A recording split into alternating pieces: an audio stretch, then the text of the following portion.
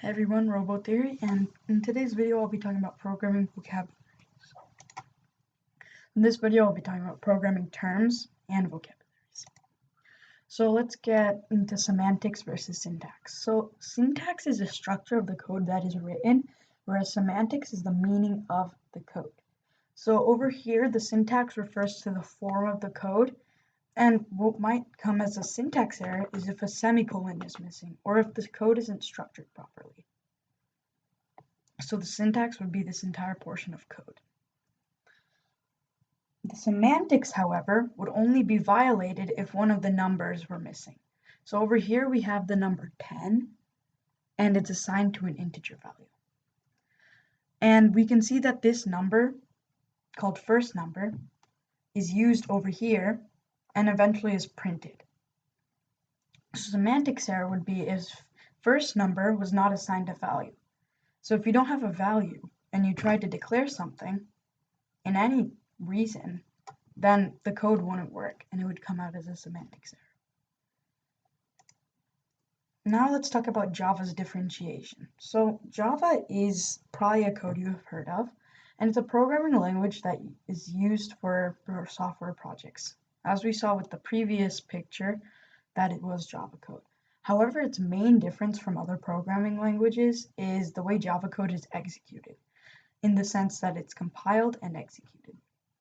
So other programming languages simply compile the high-level language code, so the Python, into code that the machine understands.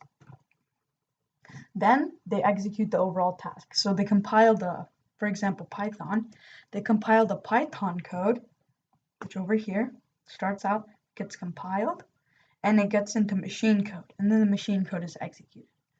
The code cannot be copied from one operating system to another. However, Java is compiled into bytecode using the Java compiler. So this Java compiler over here, it converts into bytecode first.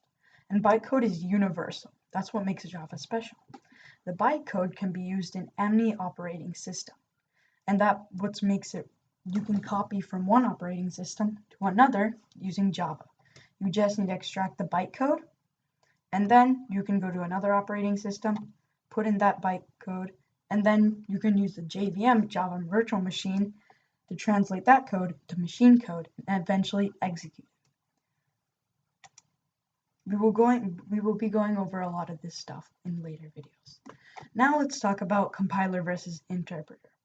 So they might seem like interchangeable terms, especially since I've exchanged them quite a few times, but in the programming world they mean actually slightly different things. So the compiler scans the entire code, so how much ever code you have, the compiler scans the entire thing and translates the entire thing at once. So it reads everything that you've programmed and then it executes it.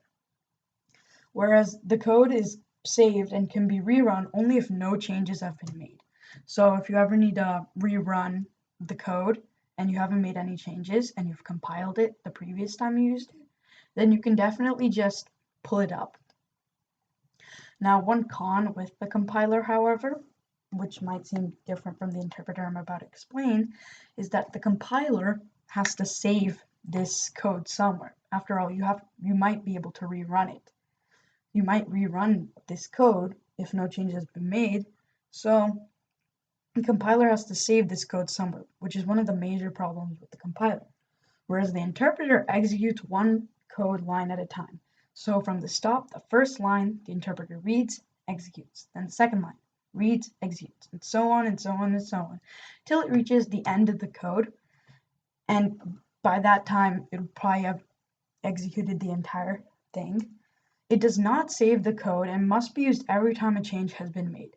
So if any changes have been made throughout the code, for example, even if I make a change, I still have to rerun the entire process, which is one of the interpreter's main cons.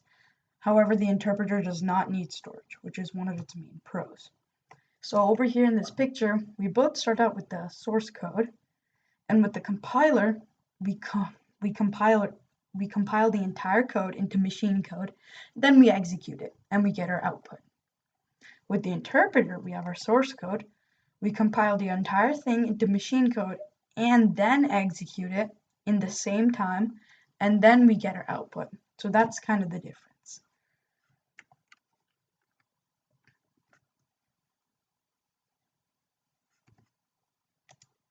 And so yeah, thank you for watching.